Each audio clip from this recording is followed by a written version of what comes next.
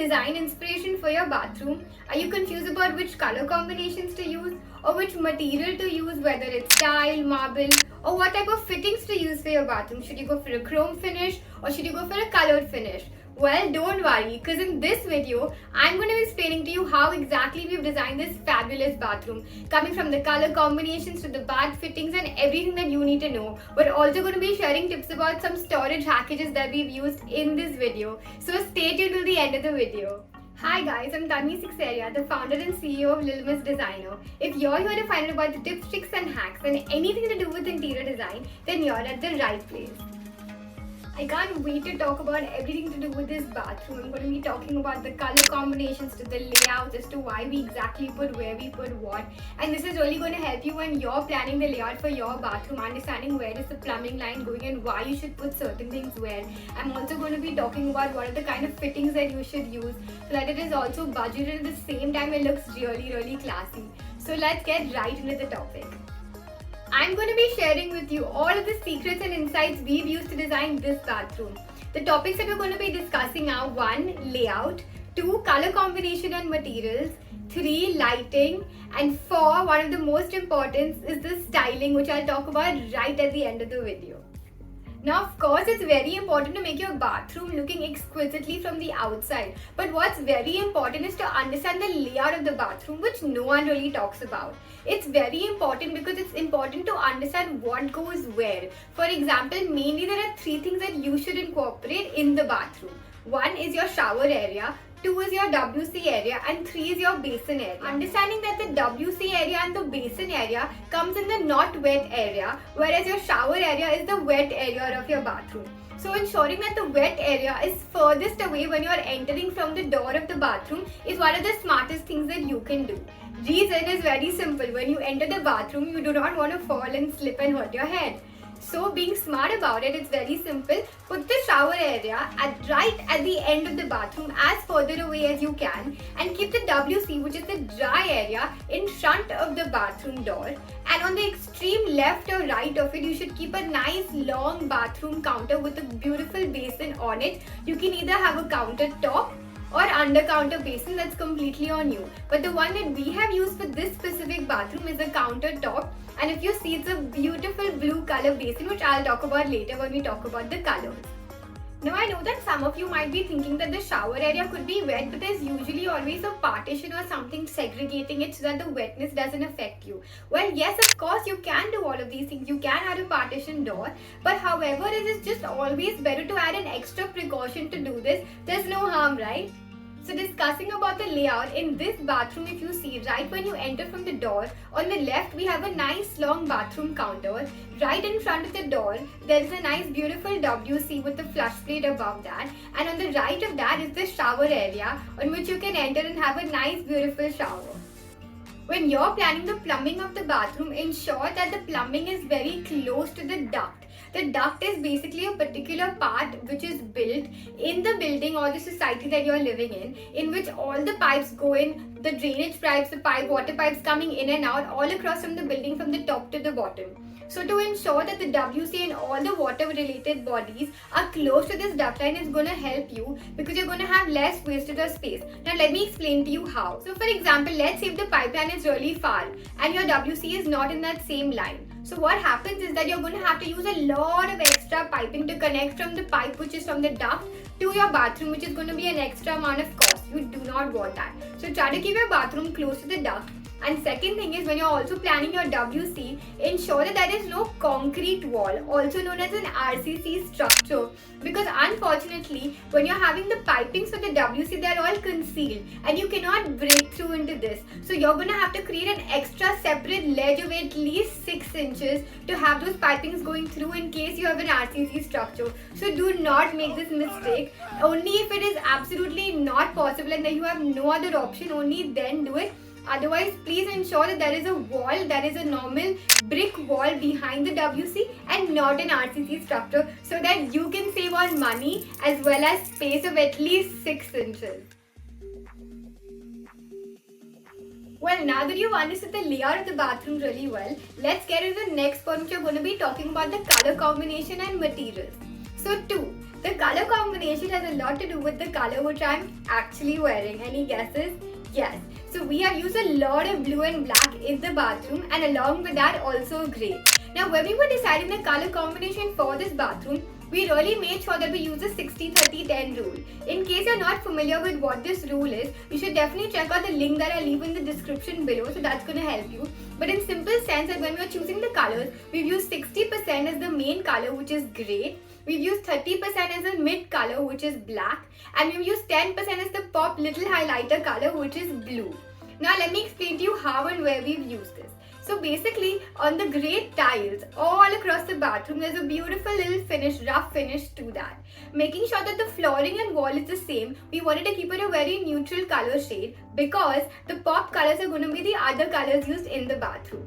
We didn't want the bathroom to look very boring, that is why we used two shades of grey, a darker grey and a lighter grey. If you see, we've used the darker portion below and the lighter portion above. Any guesses why? Well, it's quite simple. The reason being is because there is a lot of movement going around in the floor. So there are chances of it getting dirty faster. So that's the simple reason we use a darker flooring and a lighter wall flooring. But making sure that there are not too many colors, we've used grey but just two shades of grey. Now isn't that smart? These grey tiles that we've used are known as a full body vitrified tile. Now what do you mean by a full body vitrified tile? It's nothing but as simple as the tile is actually going to be of good quality, which means that when water is not absorbed when it is fallen onto that tile. So this really helps us. It's a good quality to have when you're buying tiles. Sometimes you have half body vitrified, which are okay, I'm not going to say it's great, but having a full body vitrified tile could be slightly more expensive but definitely worth the value because it's really going to save you with all of the leakage issues that you may come up later on. Now since that grey was a subtle color, we've added a bit of black into the bathroom. We've used this black color in terms of all the bathroom sanitary fittings.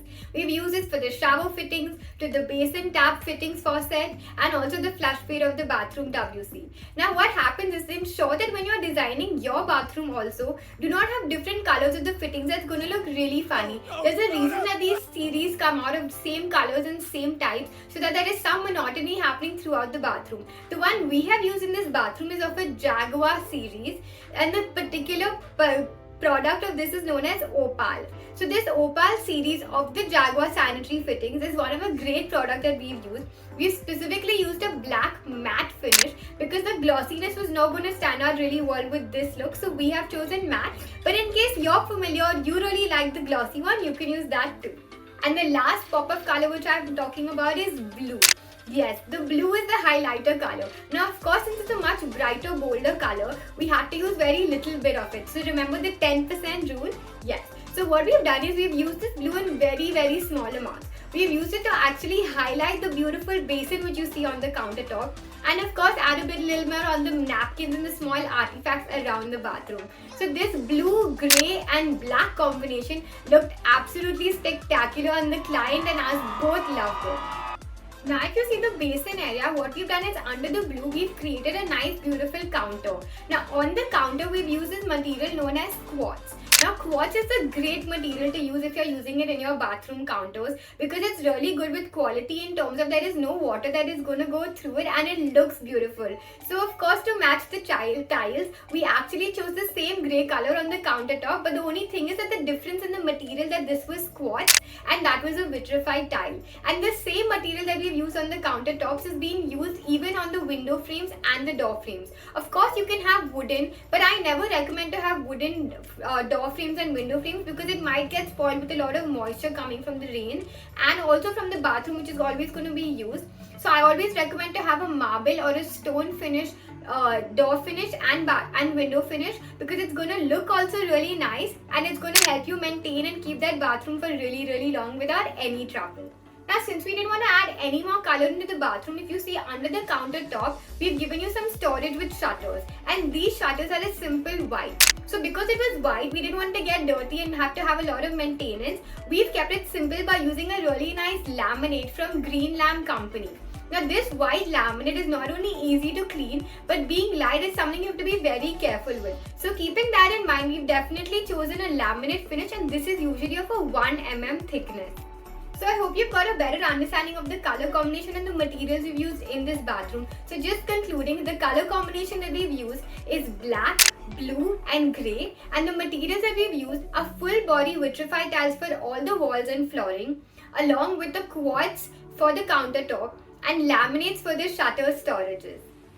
Do you want to know about a little hack? Instead of having those random shelves protruding out all over the bathroom that we've used actually in this bathroom, well, stay tuned till the end of the video because I'm going to be sharing a little insight about what we did and why we did it. Now, before I get into the lighting and ceiling designs, two bonus tips about the shower area. That one is that instead of using those typical round jolly drainages which we used to use centuries ago, please use this tile drainage system, which is basically the tile insert drainage. And how that works is that the flooring material that you use, the same material can go inside this. So not only does it look seamless and beautiful, but it also solves your problem for all the water going cleanly from the bathroom to the outside drainage. So definitely try this. Second thing is that when you're having the shower area, ensure that it is divided really well in a way that the water doesn't come outside. So you can do this in two ways. Either you can add a small putty which is going all across the bathroom so that the water doesn't go outside, or a better way to do this is to actually add a glass partition.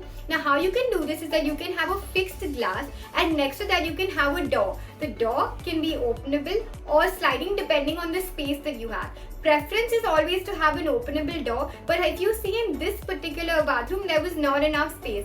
So we had to give a nice glass sliding door which could be opened and shut to use the shower area. 3. Now let's discuss the false ceiling and lighting design. Now the false ceiling is basically a false ceiling that we create below the actual ceiling slab. Now how this helps is it actually helps to cover all of those conduits and pipes through which all your wires are going through for all the lights. Now you can do this in several ways, but in this particular bathroom, we've given you a very simple floating ceiling concept which we have made in gypsum sheets. Now these are really good to use for bathrooms. Another alternative to this that you can use are also bison boards. Now gypsum sheets really help because the thickness is very good, and at the same time you can cut out little things inside it for the lights to go inside so that they are concealed. So this was the false ceiling design that we have used for this bathroom. Now let's understand the lighting a bit better. If you see for the lighting, usually there are two ways to do this. One is the task lighting, which is the main lighting to help you actually see everything in the bathroom. This should be nice and bright. So of course, keeping that in mind, we have used a 6K lighting for all the task lighting. 6K is basically also known as a 6000K light, or in simple words, a white light. Now this white light really helps to make the bathroom look nice and bright. Just in case you're someone who doesn't like a lot of white lights, you can also go for a 4K, which is an alternative to the white light, which is basically a mix of white and yellow light. And in case you're not familiar with how this works, you can actually check out this video, and I'm going to send the link below in the description so you can check it out later. But I always recommend to mix it up with the 6K light and as well as your ambient light, which I'm just going to be talking about. So for the task light, we've used these beautiful white panel lights which are round in shape. The company that we've used is Panasonic and it's really good. The wattage that we've used is about a 15 wattage, and if you see, these are really nice because they really brighten up the entire bathroom. Now ensuring that this is not too light and it doesn't get too boring, we've also contrasted it with the ambient light. Now the ambient light, the color which we've used is a 3K, also known as a 3000K, or also known as a warm white light. Now this light, we've done it in several ways. We have done it in the false ceiling. If you see, we've put a nice beautiful LED strip going all across, so it really makes that ceiling look really like it's floating. Another way that we've done this is, if you see, we've actually created this beautiful niche in the bathroom. To highlight that, we've also put an LED strip. And the last place that we've done this LED strip is also behind the mirror so that it actually stands out. So did you see the balance between the white light and the yellow light and how well it looks good together? This is exactly how you should plan it too if you want to have a nice bathroom that has ambience and at the same time it is bright and lit. So we've covered the layout, we've covered the color combinations and materials, and we've covered the false ceiling and the lighting. The last point left is the styling. Now just before I get into the styling, remember that small hack I was telling you about, the storage hack? So what we've done is, instead of having protruding shelves coming outside of the bathroom, we've created small niches that are going inside the walls of the bathroom. Now how this works is, let's say if the walls are of a thickness of at least 6 to 10 inches, then what you can do is you can create a small niche within the wall thickness, so that what happens is you can actually store things within the niche and not actually have any space jutting out, so that when you're moving by the wall, you don't hit yourself by the shelf because it is concealed within the thickness of the wall. And at the same time, you get so much storage space to store all your shampoos, your soaps, or anything that you like in the bathroom. So let's get into the last point, for the styling of the bathroom. Now most people don't give a lot of importance to this, but I think it's very important. What's the point of designing your entire bathroom with so much effort and just leaving that part out? So if you see in this particular bathroom, we've taken a lot of effort to even do this styling. What we've done is, if you see on the countertop, to match the blue basin, we've actually put matching napkins on the stand. The stand is also a black, and if you see, the napkin ring is also a black. So we've tried to continue the same black and blue theme through the artifacts. Since these items are really small, they do not hit your face, that's why we can use these colors. So what we've also done is, if you see on the right of the basin, we've given you really nice soap dispensers. This was also a black. And there's no harm in adding some planter, right? It always adds some life and positivity to your space. So overall, this bathroom's looking much better thanks to these small additions that we've added to the bathroom, styling it up and making it absolutely glam.